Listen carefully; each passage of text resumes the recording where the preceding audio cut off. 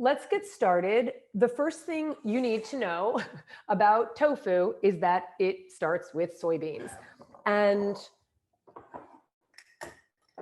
I love everything about soybeans. I love the smell of soy milk. I love the taste. It's so nutty. I love the flavor.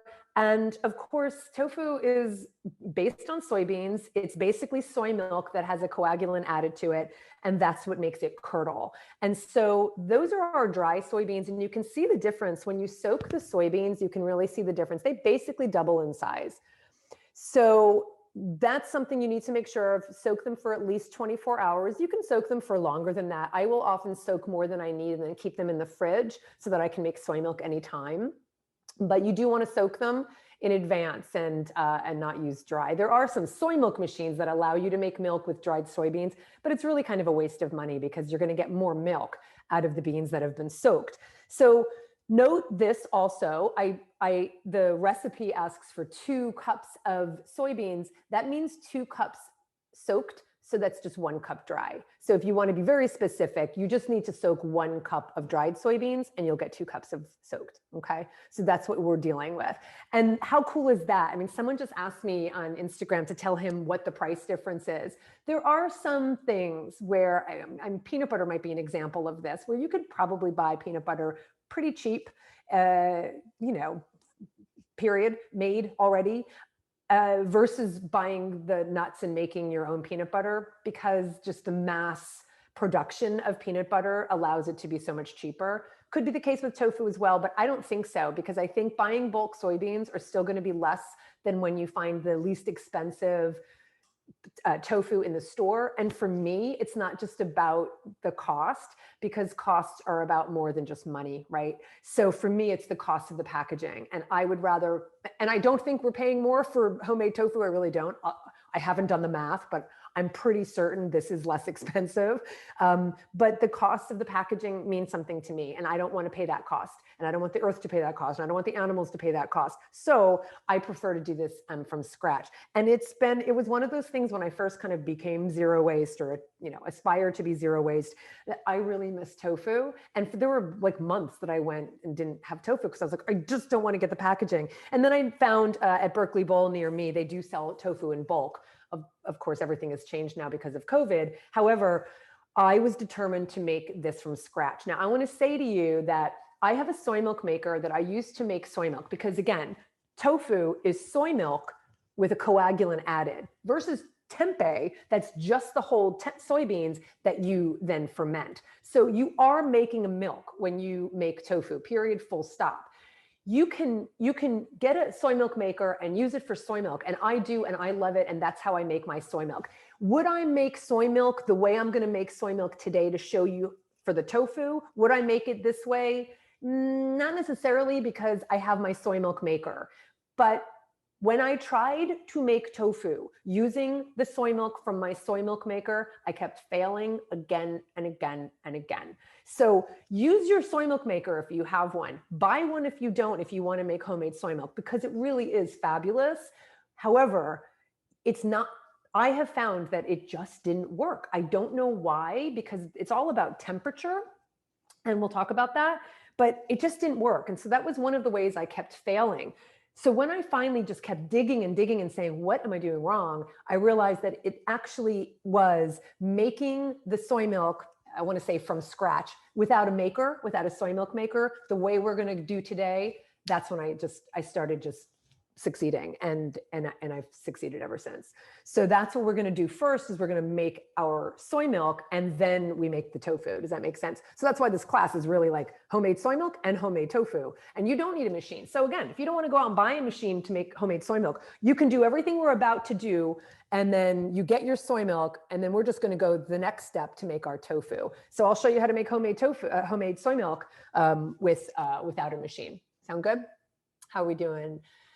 Fresh tofu tastes great, feels so much better than when you buy packaged. Totally. The flavor is so good. It's so fresh.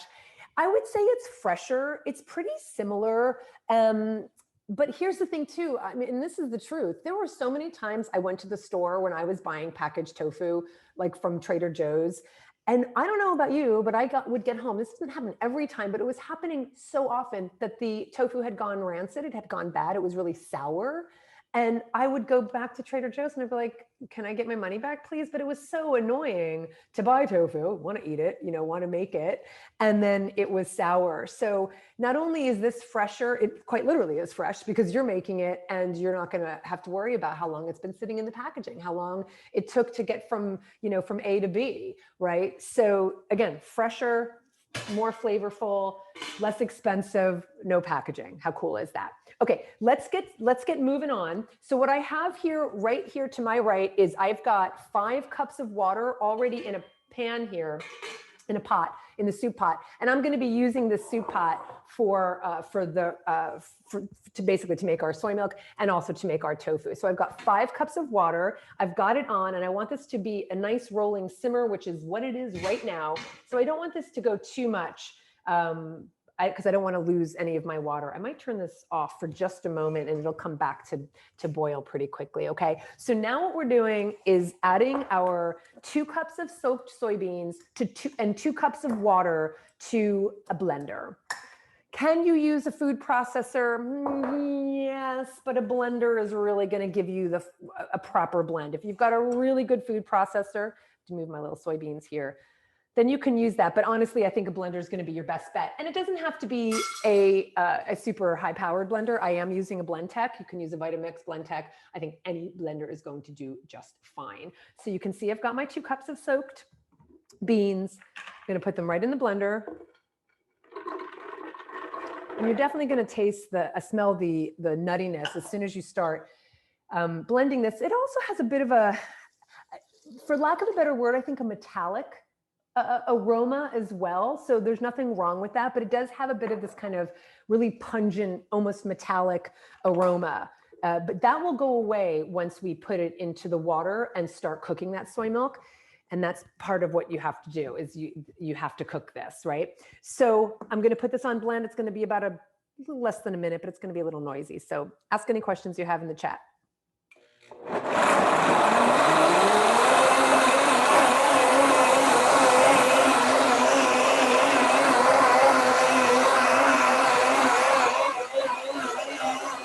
I'm really scared to walk away.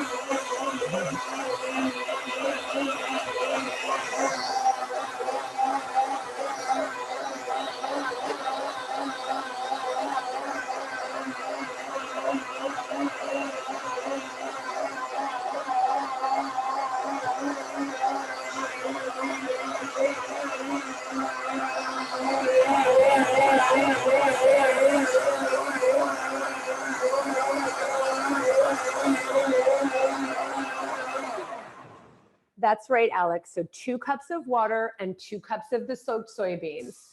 And I was really tempted to walk away to just get some more water in my measuring cup, but I just did not want to do that because I don't know if y'all have had any experiences when the blender just explodes.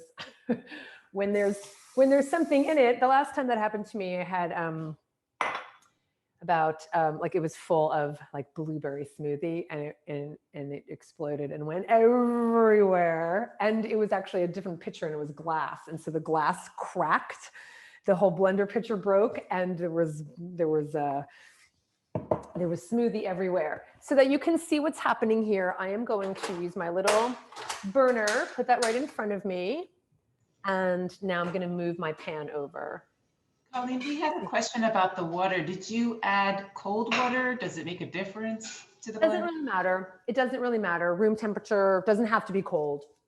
And shouldn't really be warm. It doesn't matter though, but room temperature is totally fine. Right out of the sink is totally fine. So here's the 5 cups. So remember, the total number of cups we're using is 8. 5 cups in here, 2 cups went in here. And now we're about to add kind of 1 more cup, and I'll show you. So basically, we're just going to add all of that mixture right to our water that's been, like I said, a low simmer. And then basically, just use another half a cup of water to kind of rinse out your blender pitcher. That way you just get more of that maybe is on the sides there. You can also run it in the blender one more time, but just kind of get the rest of that out of there. One thing you will notice about soy milk, when you make soy milk from scratch, whether you make it in the soy milk maker or whether you make it like this, is it is very sticky. Soy milk is really sticky.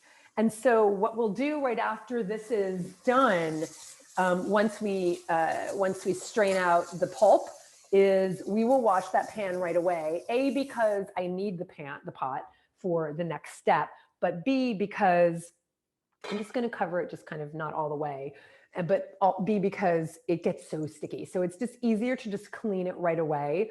There will be a film of stickiness at the bottom of your pot. So you want to use just some kind of abrasive sponge or whatever you would normally use, but do it right away. Do it right away. Soaking it doesn't really help. It just it's a film that just kind of clings to the pot. So one thing you want to do is when you're bringing this to a simmer now, you don't want you want to just keep an eye on it. You don't want to leave the room because it will boil over.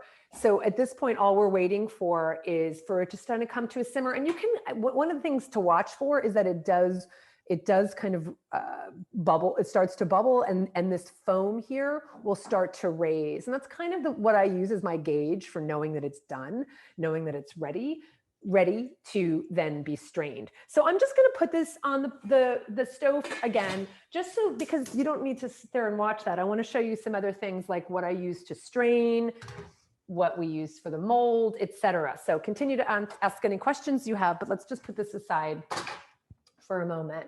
How are you guys doing? Does the water in the pot need to be fully hot before adding the soy milk mixture? Yes, Julie. So just make sure, Joelle, sorry. Yes. So make sure that the water has come to like a nice rolling simmer.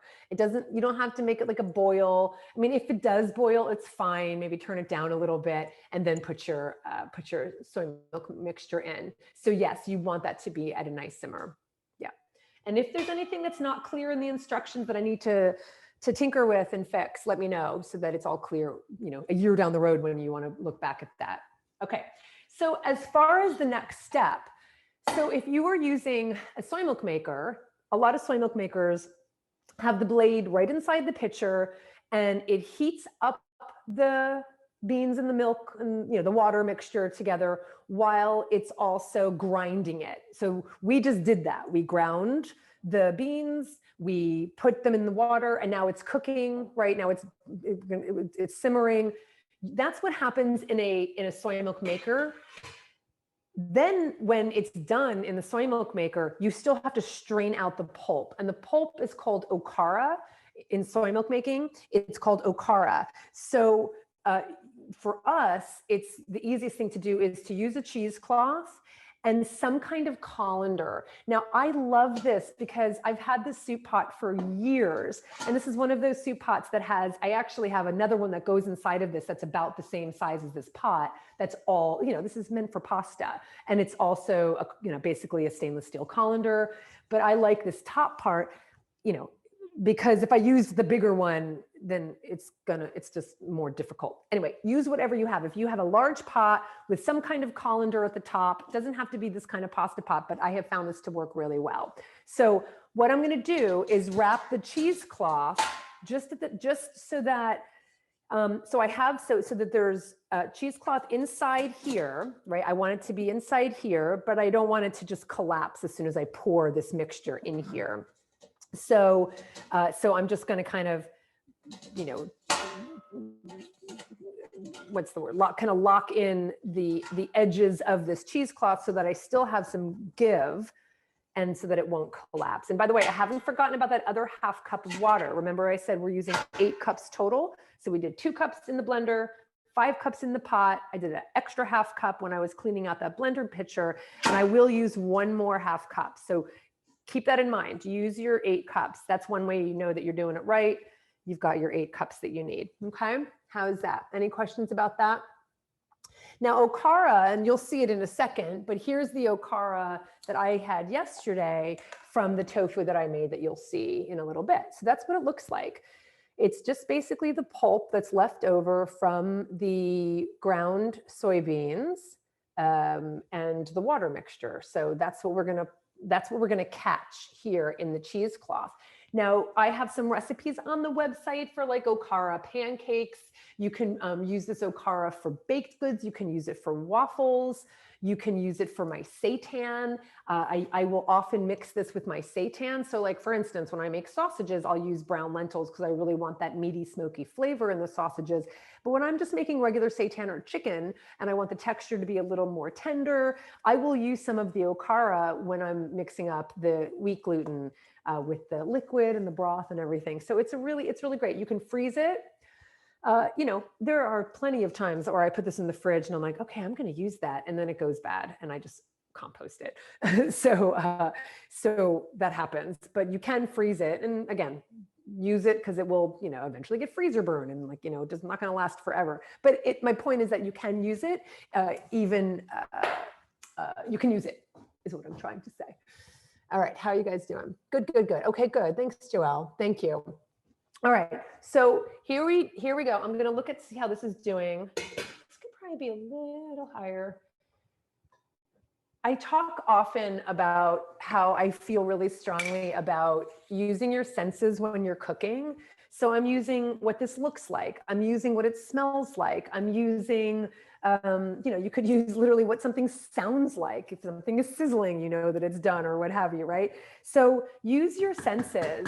I can smell already that it's starting to get, it's just got that wonderful nutty aroma, which I love so much.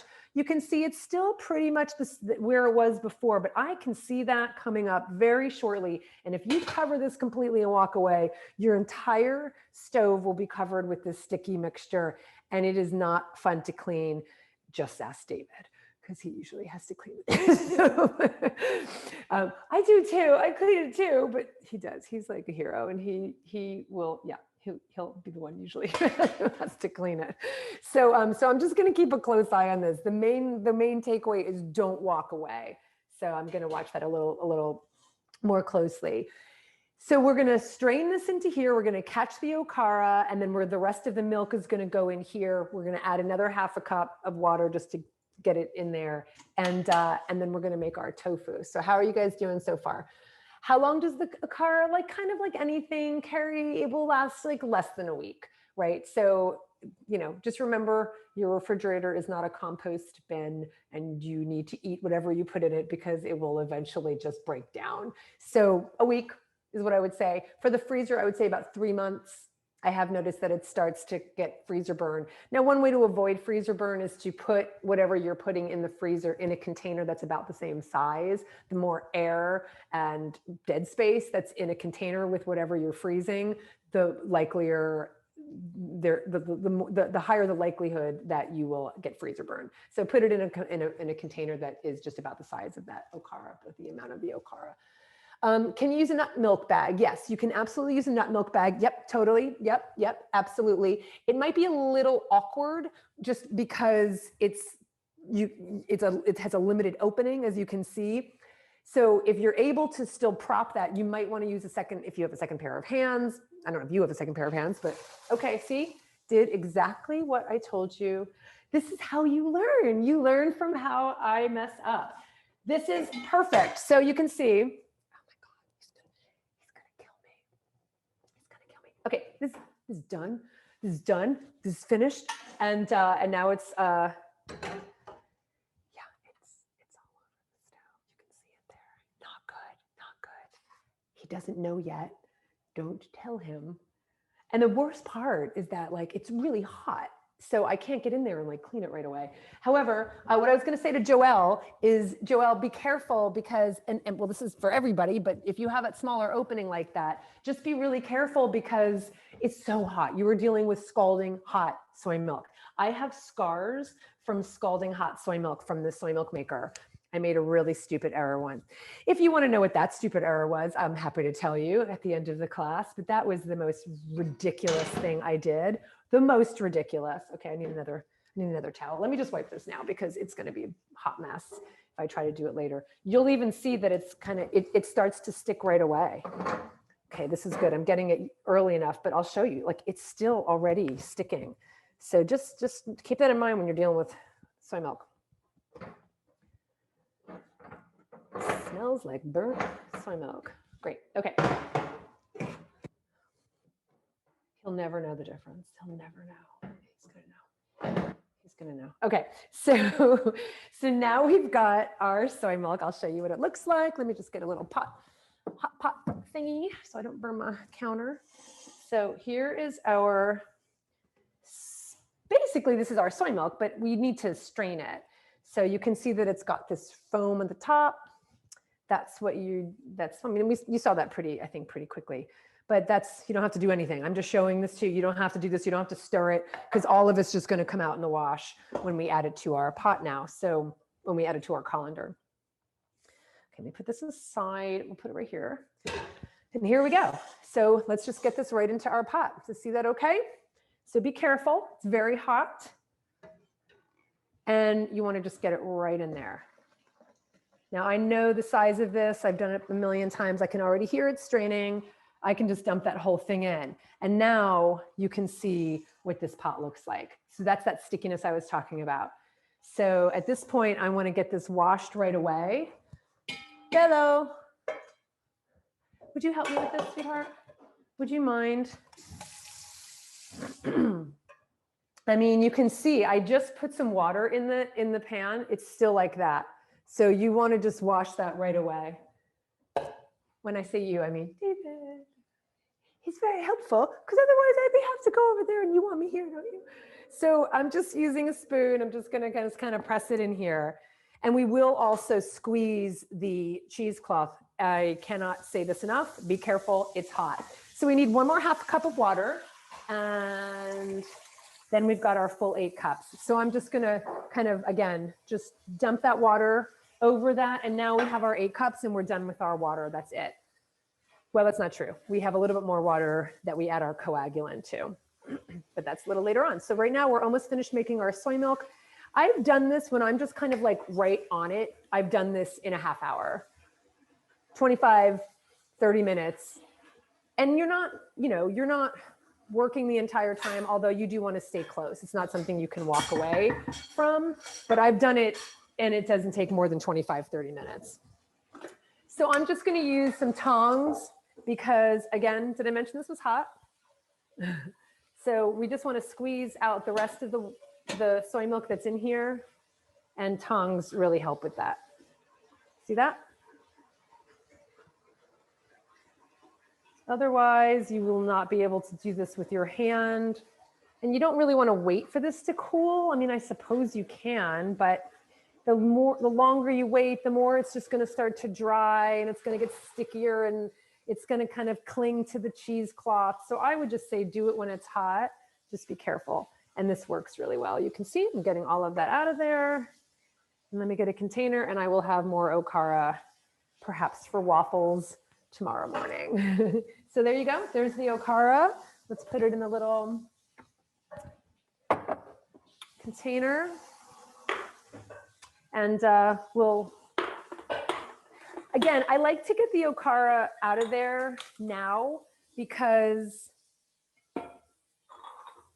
the cheesecloth will just get covered in the film of the okara. So just get it in your little container.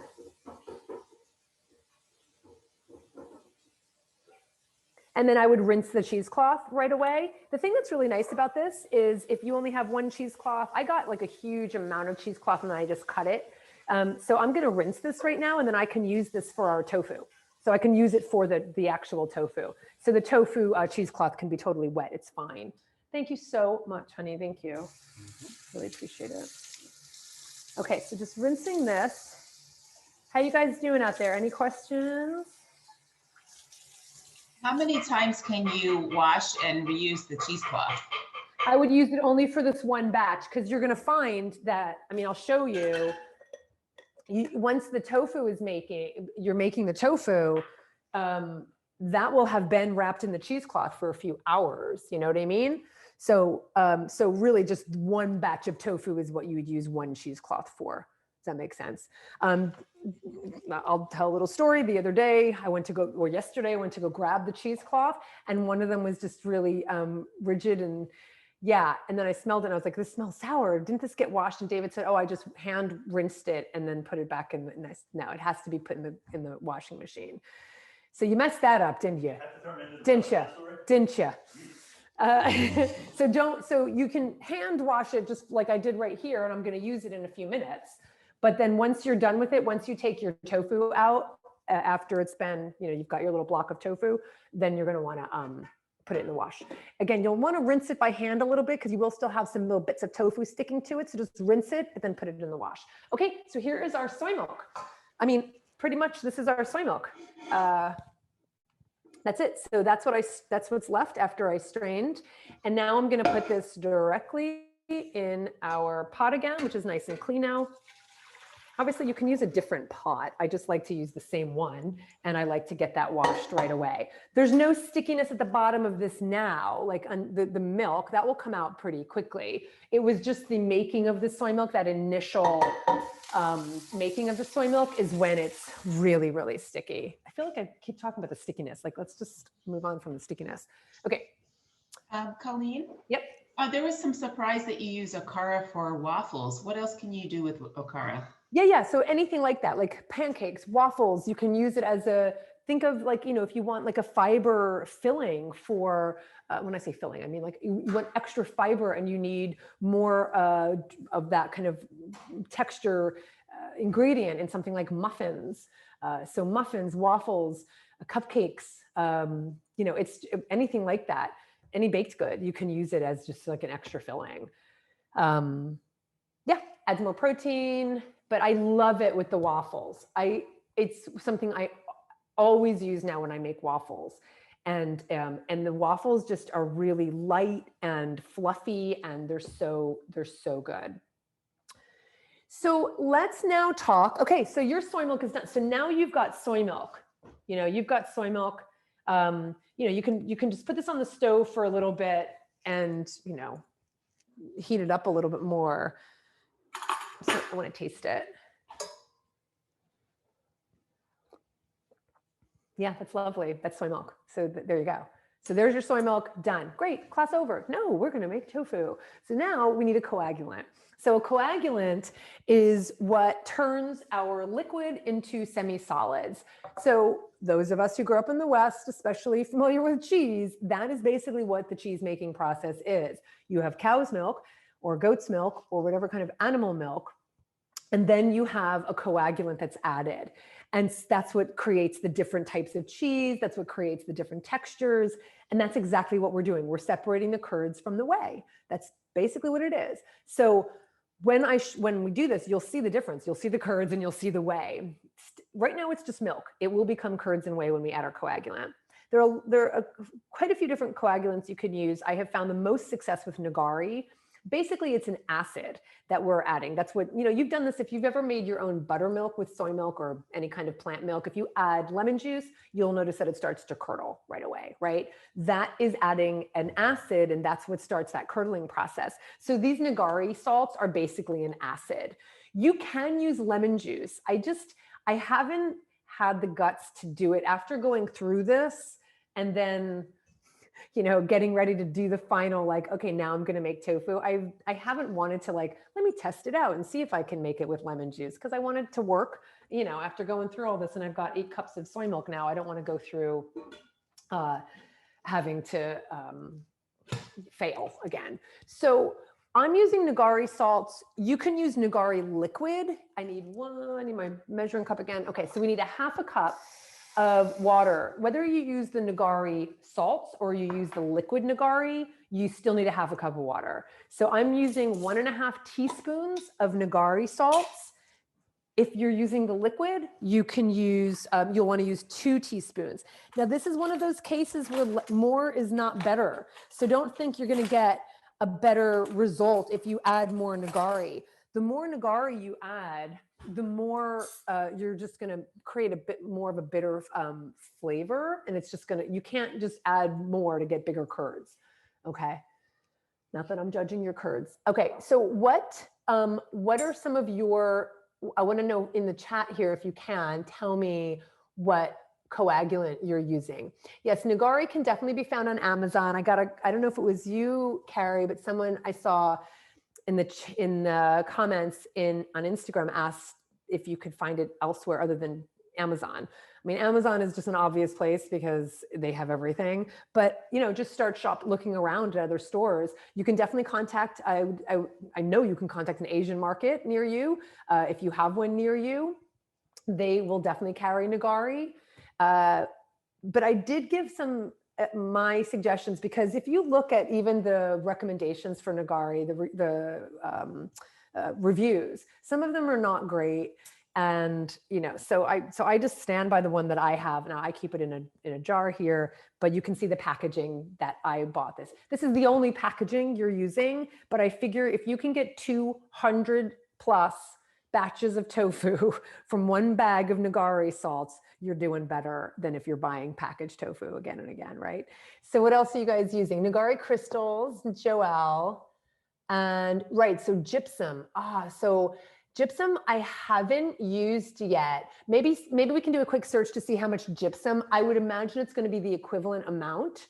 So gypsum is another, and it would be obviously an edible gypsum. So gypsum is one that you can use. I have heard that I've heard that when people use gypsum, some people say that the texture isn't as firm. But this is how you can learn, and this is what you can try, and this is how you're going to figure out what you like. Grace, I would just contact the Asian market and ask where they would have it. But yeah, I mean, it's possible that even in something like a grocery store with an Asian aisle, that there might be nigari salts there. I wouldn't be surprised. We're in Oakland, so we have a huge Chinatown. We can go and find it anywhere. But I get the one that I linked to on Amazon. Okay. Using nigari crystals, my local food co-op sells it in bulk. Okay, show off winner. Really? Joelle, where are you? Where do you live? I guess like Portland or something. Are you in Portland? I knew it. Oh my God, that's amazing. I don't think I've asked my local bulk store if they could get it for me in bulk. Because that's possible. That's possible. So I'll ask my local bulk store. If you're in the Bay Area with me, Food Mill is where I go for all of my bulk items, and I love them. So here's the next step. I mentioned the half cup of water. Let me just get this in. And this is also something you don't need to have sitting around. You don't want it to sit around for a long time. I'm getting the exact amount here. So that was a quarter, that's a half. So that's one. And now this is my 1.5. Just give it a little stir. Oh, you didn't even see that. Sorry. Give it a little stir. So I just added the salt, but you don't have to do this so far in advance. And frankly, I wouldn't do it too far in advance because they could lose their potency. So just do it, just right when you need it. Now, oh, this is exciting. Now the magic begins. Are you ready? Let's get this over here so you can see what starts to happen. Now, one of the things I mentioned in the instructions is that the temperature is everything. So if you have a food, thermometer, use it so that you can get to the temperature you want. What did I say? I think it's, is it 90? 190? Wait, I'm completely blanking. What do I say in the recipe? And the reason I'm questioning this is because I've lately been doing it without the temperature, without the thermometer, and I want to show you what happens. So I would say err on the side of hotter. Yeah, 180 to 190. So err on the side of hotter, thanks everybody, rather than less hot. So, when we're talking about 200 is boiling, right? What is it? 200 boiling, right? So if you don't have a food thermometer, bring it to boiling and then just wait, and then turn off the heat and then just wait like a minute and it'll start to go down.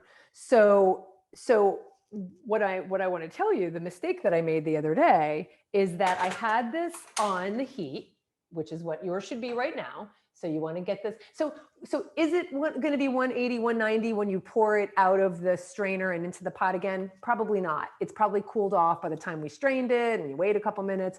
So you want to just make sure it gets back to that 180 to 190. When it's right off the stove, it's probably pretty close to that. But lately, the last couple of times, a few times ago when I made it, I had the heat on. This was on the burner, and I completely forgot about it. And it boiled and started boiling over, and I was like, oh my God, right? So same kind of mess, right?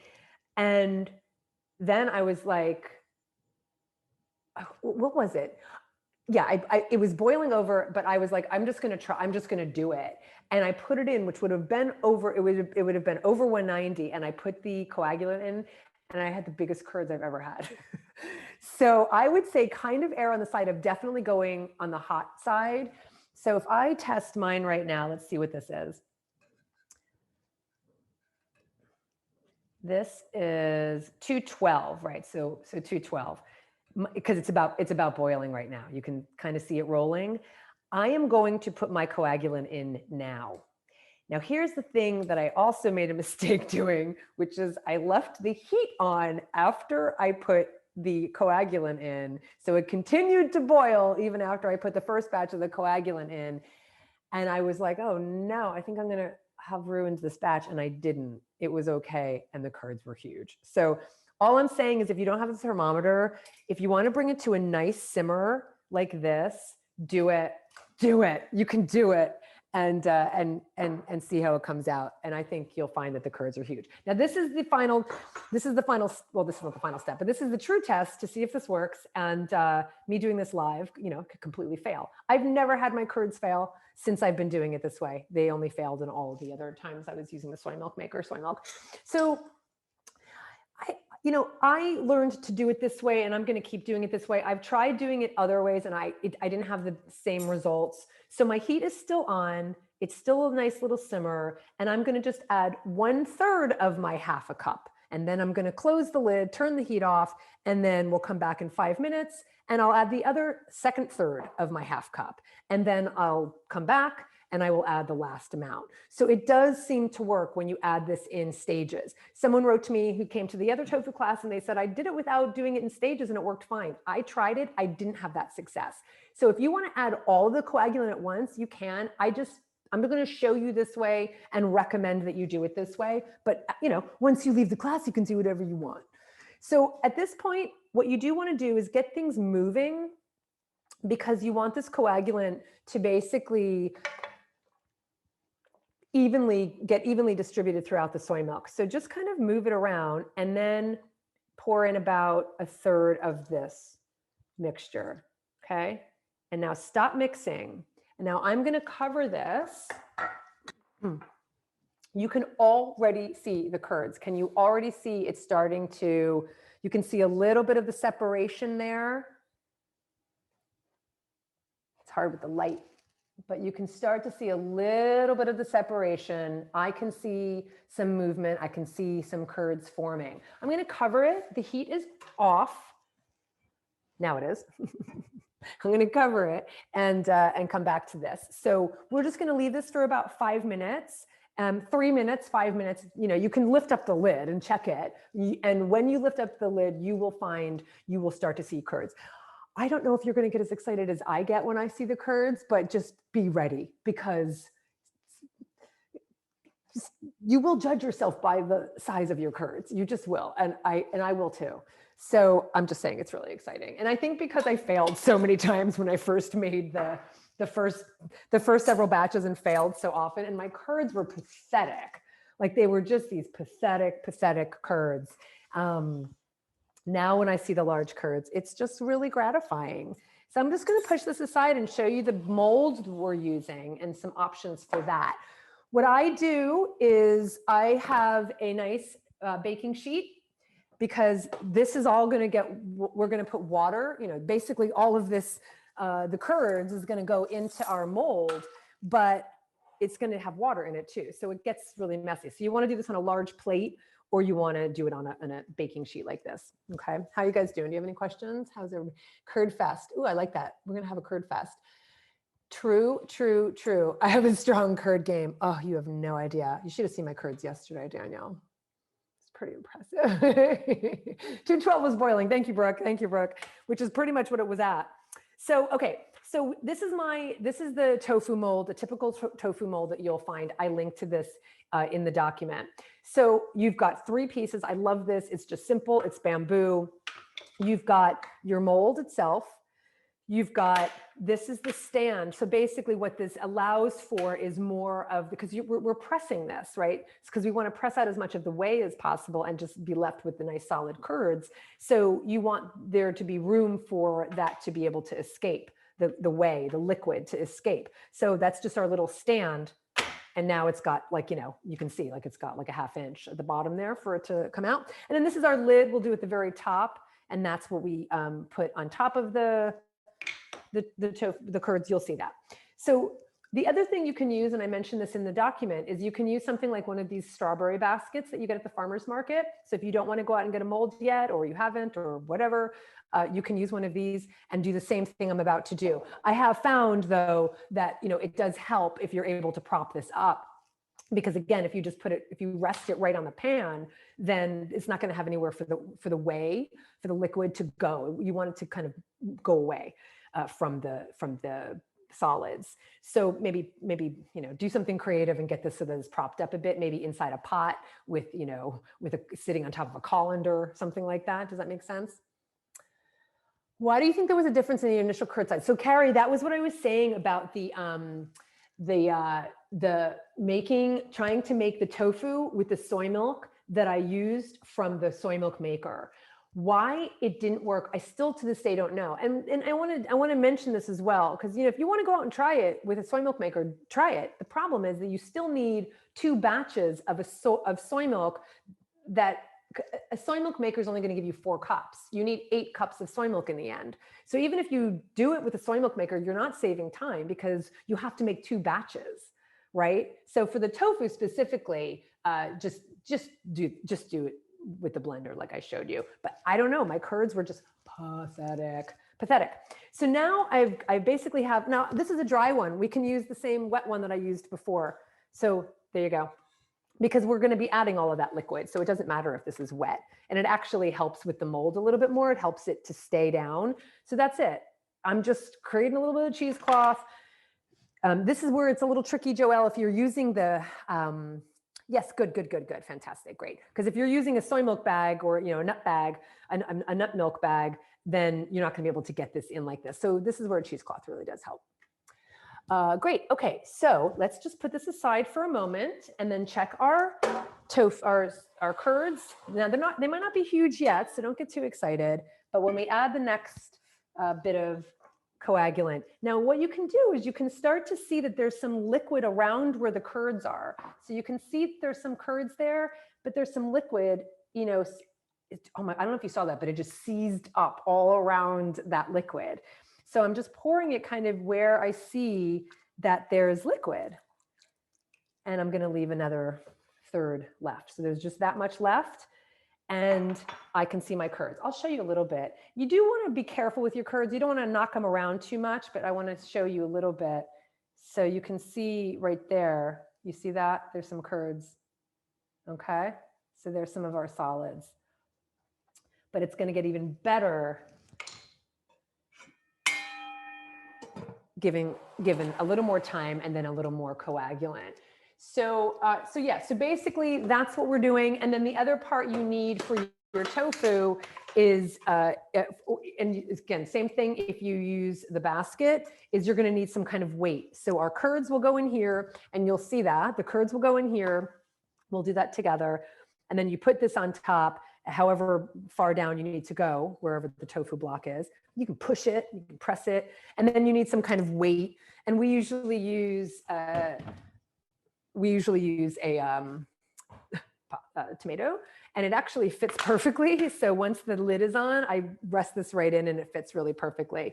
I have done this with glass, like a glass jar. Don't do that. Don't do that. Because what happens is as the tofu is pressing, it starts to shift a little bit. It starts to shift. And so again, I've left the room with the tofu in the mold and the weight as like a glass jar came, and I remember there was a time we heard something completely break and it was the jar. I think it was pasta sauce and it broke and everywhere. So again, learn from my mistakes. Happy to share all those mistakes with you. So just use something like, I mean, you can do books as well. The thing is, remember that the water is going to be all coming out on the bottom of that tofu mold. So if you use heavy books and they fall, they're going to get into the water. So that's why I like using something like just a tin can. That doesn't matter if it falls. It doesn't matter if it gets wet. That sound good? How are you guys doing? Good. I hope you like all the mistakes. You might leave here going like, wow, she really makes a lot of mistakes. But I like telling you what I did wrong so that you don't have to do that. You can learn from my mistakes and so that you know it's a thing. Like this is what can happen and will happen. All right. No, it broke belly because it was higher up. So it was on top. I had it, I think it was like a big jar. Whatever I had, I must have had like the mold and then books. And then I had something like a tall jar on top of that. And when it tilted, the jar just fell off. So it was lifted pretty high up. Pasta sauce in glass, same things like cleaning up smoothie in glass. Not fun, not gonna lie. Okay, so let's look at this. That looks great. Oh, it looks so good. And now I'm gonna put the last bit in. That's the last bit. I'm just kind of going along the edges wherever I see there's more liquid, and that's it. And my curds are looking pretty good. You're going to want a slotted spoon. You can use a stainless steel or plastic, whatever. And I'll just show you again. You'll see more of the curds when we actually do this, but you can see already. You can see the curds there. So give that a little more time. And you can see I'm being a bit ginger with them. If you just start knocking them about, you're going to knock out the solid aspect of the curds, and you don't want to do that. You want to keep these as solid as possible, so be gentle. And you'll see that when we put this into the mold, you want to be a little bit gentle. All right. Any other questions? How are you guys doing? How are your curds? Does anybody have any curds you want to show? Let me see.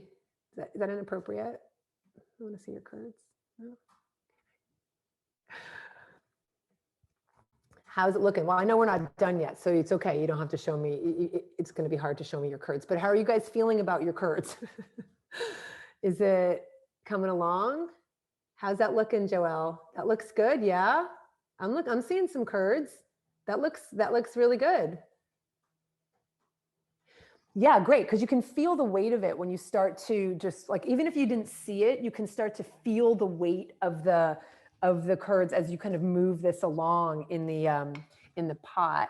So if I started to push this, you can see that it's giving. It's just it's a little river of curds. I have to say, there's this, Danielle, did we talk about this? Who was I talking about this with? I think I was talking with my friend Megan. Why, if the point is to use a coagulant with a milk that's hot to curdle it, why only soy milk? Like, why not almond milk? I mean, we all have seen almond milk curdle, right? I mean, I've curdled it when I wanted to make buttermilk to make something like a cornbread or something, right?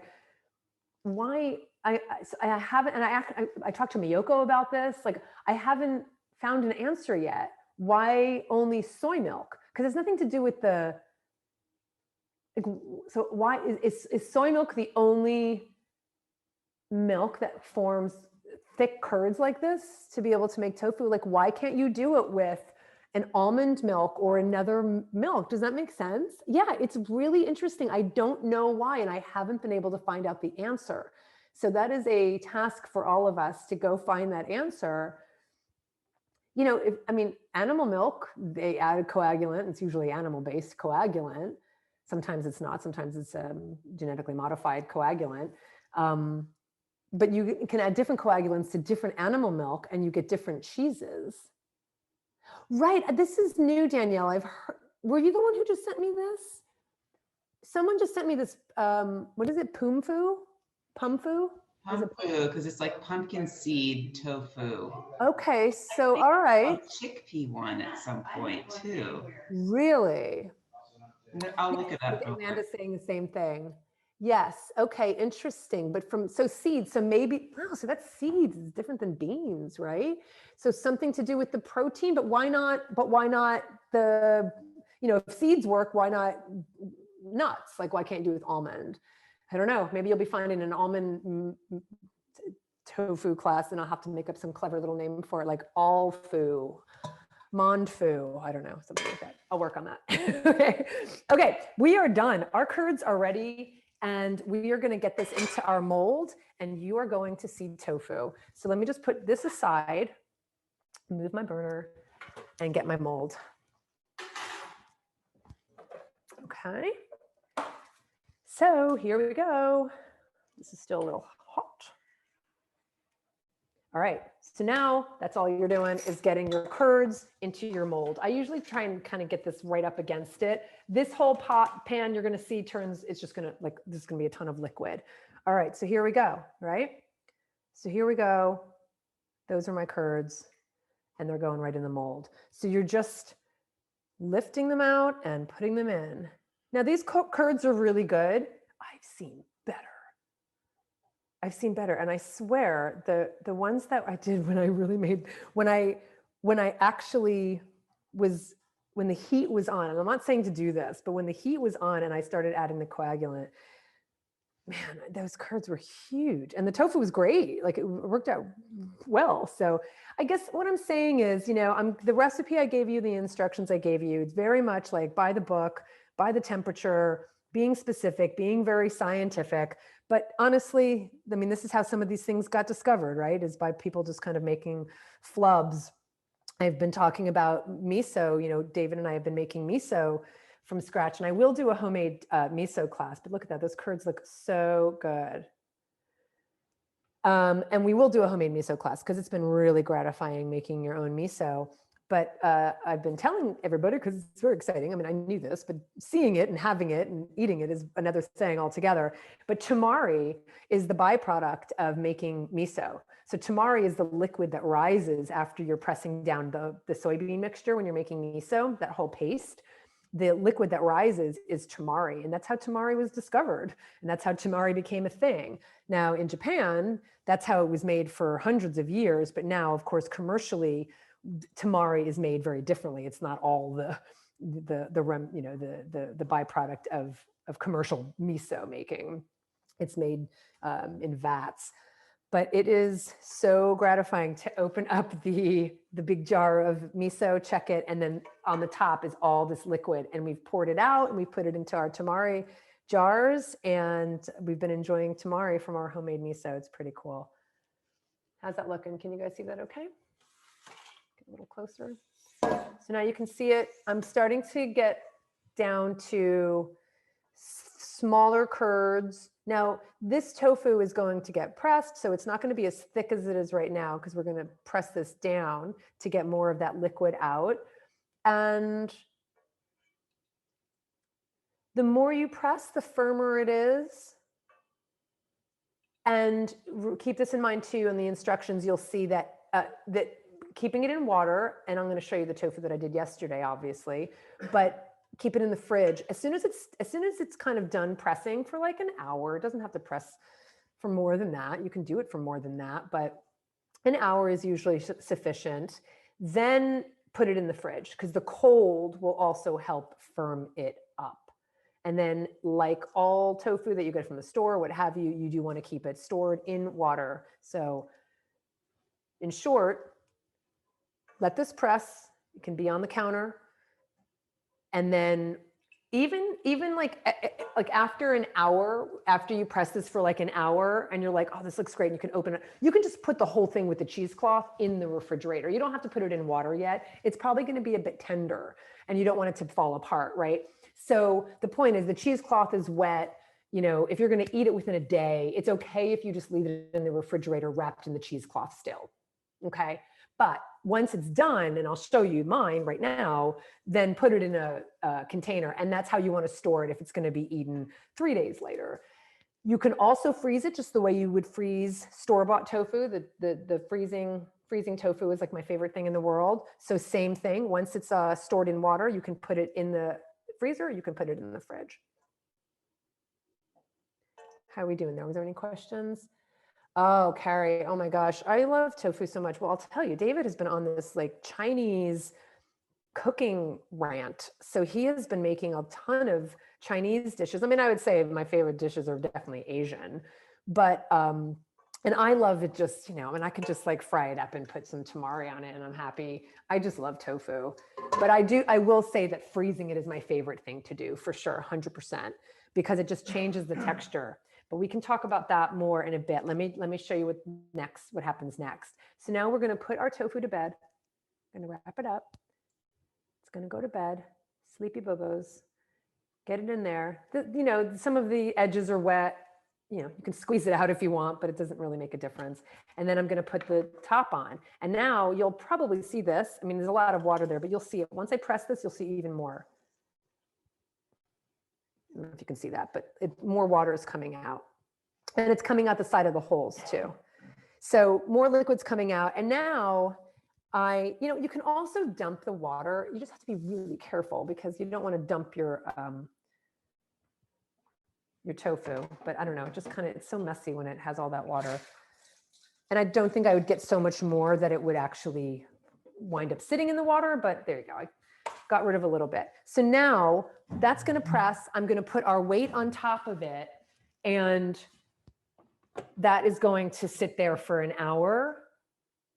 You can press it a little bit more, get some more water out if you want, but this is what I find works. You can also do something like this and add a second one on top, but use something that's not breakable. And that's it. That is it, folks. How are your curds? How are you doing?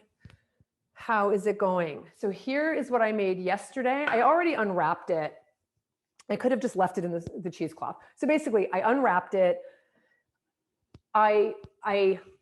When it was done pressing, I took that whole cheesecloth and I actually put it right in the refrigerator. I actually put it in overnight. And then I was like, okay, I want to get this in some water. So I took my block and I put it in some water. And now you can see that's my tofu block. And you can see it's a pretty good texture. I'm not forcing it. It's going to be nice and firm. And if I wanted to put this in the freezer, I would keep it covered with water. I would cover that a little bit more. And well, you don't want it too much because you don't want the glass to break in the freezer. Just don't overfill things when you're freezing things that have liquid. You can put it in the freezer and you've got frozen tofu, or you can just put it in the fridge and eat it within, eat it within a few days. But you will want to eat it within a few days. Your own homemade tofu. How cool is that? How do you guys feel about that? You think you need to add more nigari water? It didn't quite curdle enough. Okay. So you can do that too. Again, the instructions say if you still haven't gotten the curdle, good. Okay, yeah. Then so you can add. So what did you do? 1.5 teaspoons was your original with a 1/2 cup of water. Is that what you did initially, Joelle? Okay. So if you want to add a little bit more nigari, I would do it in increments of 1/4 teaspoon.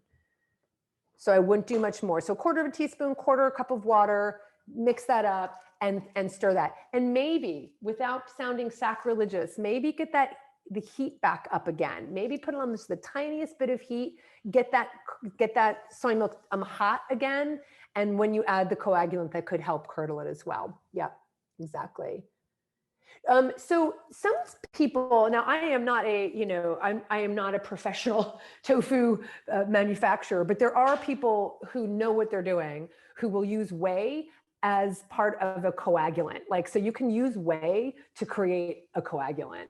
I have not done that. And I don't know anybody who has in home kitchens, but commercially and in China, I know that there are people who will use the whey to then create more, that will be the coagulant. So that's an option, but I've never done it. So I usually just dump the water at that point. It's just pretty much the liquid that's left over. And you might have some little baby curds. I have a couple ones here, but they're just not that, you can see it here. I mean, they're just babies. So you can eat it. You can try to get more in your block.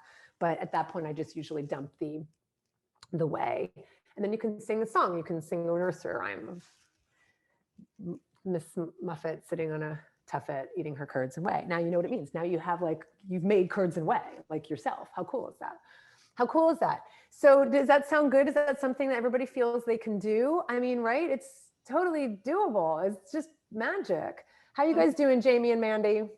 I think there was an earlier question. How does the final texture compare to the store-bought version? Is it firm, extra firm, soft? I would say it's a firm. It's not a super firm like when I would get Wildwood super firm, but it's like I would say like it's between firm and extra firm. Definitely, for sure.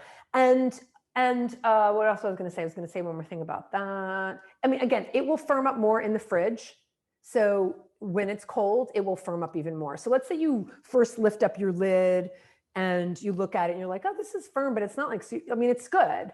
Put it right in the fridge. Just put it, you could even have it, you know, firm up in the fridge. You can do that. So the colder it is, the firmer it's going to be. So, silken tofu is a totally different tofu. Let me break this and I can show you. David's already put an order in for these tofus so he can make some more of his dishes tonight. But I'll show you what this looks like. So here's the texture there. So you can see that it's got a bit of this beautiful custard-like texture. You can see that it's firm. It's going to be chewy. And of course, you know, once you cook it, it's going to firm up even more. But that's the texture we're dealing with, and that's pretty good. Silken tofu is a totally different coagulant. It's something called glucano-delta lactano, something like that. I've never used it. I haven't made silken yet. I'm willing to try it because it'll be fun, but I can't see myself doing it a ton, although I mean, I might. I think the next class that we're going to do that is a homemade something is going to be the miso class and the tempeh. So those will be fun ones to do as well. Good. Yeah, Joelle, it's so fun. I mean, you know, you want to go out and buy tofu, it's fine, like no judgment. I know like tofu is amazing and, you know, it's convenient, obviously, but being able to make your own, it's just special. It just feels good. There's like a self-reliance you feel. It also kind of breaks through some of this mystery, which is really, I think, helpful once you demystify what it's like to, you know, make something like tofu from scratch. It's just, I don't know, bless you. It's just really special. So I hope you try it. I want to see pictures of your tofu. And if you ever have any questions, you definitely know where to find me. Do you ever sub this tofu for silken tofu? Yes, I was going to say, you know, I haven't because I don't, there's a part of me that feels like it's so precious. Like when I finish the tofu that I just want to eat it like as a proper dish and I don't want to use it as an ingredient for a bigger dish. So I haven't. However, I was thinking, you know, when I was saying that I probably wouldn't make silken tofu myself, and I'm thinking of some of the recipes I have that use silken tofu, I think this would work okay. I think it would work fine because it is silkier than, you know, the super firm that you'd get in the store. So I think it would work fine. I was just thinking like, if I'm going to make my chocolate mousse, I could use this, but I could also use like cashews, something like that. So I haven't used this. I just use it mostly for stir fry, scramble. I mean, this block doesn't look very big. I keep pointing to this block over here. I'll keep the block over here. This block doesn't look very big, but I've made a batch of tofu scramble for David and I for breakfast, and it's totally fine. Like it's enough. So this is definitely enough for 2 people, for a dinner, for a tofu scramble, or what have you. And there you go. I mean, the only thing about this is I haven't made tofu. I haven't doubled the batch. I think it would be a little more difficult to do. Not difficult. Well, it could work. I haven't done it, so I'm willing to try that too. Because you know the effort you put into it and the dishes you have to do, it'd be nice if you could double it. But I haven't done it yet. I'm so used to getting store-bought food that I don't think to make things from scratch. Well, I know that's part of what it is, Bailey. Like that's part of what I think makes this that self-reliance I was talking about. You know, David and I have joked that I think my superpower is if we really were ever in a situation where we have limited food and limited resources and limited options, I would be able to make anything from that, whatever it is. And you know, you never know what's going to happen, right? I mean, I didn't live through the Depression. My parents did. And you really learn to get creative with the fewer things you have. And I feel like I could do that. And so being able to make your own milk and your own, you know, your own miso and your own tofu and your own tempeh and your own bread, I mean, those kinds of things, your own peanut butter, grounding things down, all of that. I don't know. I feel like I've become like a little house on the prairie, a little homesteader, which is fine with me because I love Little House on the Prairie so much. And I do. I'm like, and when you look at old movies or old TV shows or read books about, you just see like everything's glass, everything's just, wood. It's not plastic. There's no labels. It's not all of this advertising and marketing, and it's just simple and pretty. And so when I started kind of moving our home into more zero waste, like just the cupboards look prettier, the refrigerator looks prettier because it's just simple. You just see the food, you just see the glass bottles or glass jars or glass containers. And I just think it's really pretty too. So aesthetically, I really like not getting all that packaging. And then obviously for obvious reasons, not wanting all that plastic to, but here's the thing too, nothing, it doesn't have to be black and white. Ask around some grocery stores. Like who would have thought like Nagari, you could find that in bulk. Like in our bulk store, we can find pretty much everything. We get maple syrup in bulk. We get all of our spices in bulk, all of our grains, all of our nuts, everything in bulk. But I never asked about Nagari. So you might find Nagari in bulk, but you might also find tofu in bulk. So ask around. Like I didn't know until I walked into Berkeley Bowl that time that they had it in bulk. Now you can find tofu in bulk in a lot of Asian markets. Some markets I've been in, they're just kind of open and there's this vat of tofu sitting in water. I don't know. How long has it been sitting there? I mean, even in Berkeley Bowl, that would be a question, but it's always covered. And so you can find it and you can ask the store owner. I'm remembering now actually that Farmer Joe's is another grocery store that we go to. They have bulk tofu and I got it once and I got a bunch and I was just super, I was overzealous and I got a lot of blocks and it was sour and bad when I got home. So that's one of the reasons I like getting it, making it from scratch. But yeah, ask around. Yes, that is amazing. So we're so lucky in Portland to have the country's oldest Japanese tofu factory, and we can buy unpackaged there. That is amazing. Okay, everybody move to Portland. Okay, that's the takeaway from the class, Joelle. No, don't do that. Don't do that. I'll tell you right now, you can't move to Portland because I have to stay in California. So I know there's a whole California, Oregon thing. Don't worry, we're always going to stay in California because I have to be in sun. I know there's sun, but there's not as much sun as there is in California. Good.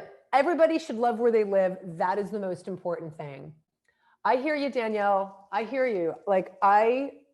The most important thing is that you love where you live. And that you live where you love, honestly. And I love California and I'm so happy. You love Oregon, you love Portland and LA, all of it. Like live where you love and love where you live, something like that. Anyway, you get the idea. I like my bangs here. Okay, so any other questions? You got thank you, Tina. Thank you, David. Thanks, everybody. Have a wonderful day. Go enjoy. For the Animals, this is Colleen Patrick-Goudreau. Thanks, everybody, for joining. I can't wait to see your curds and your tofu. Take care.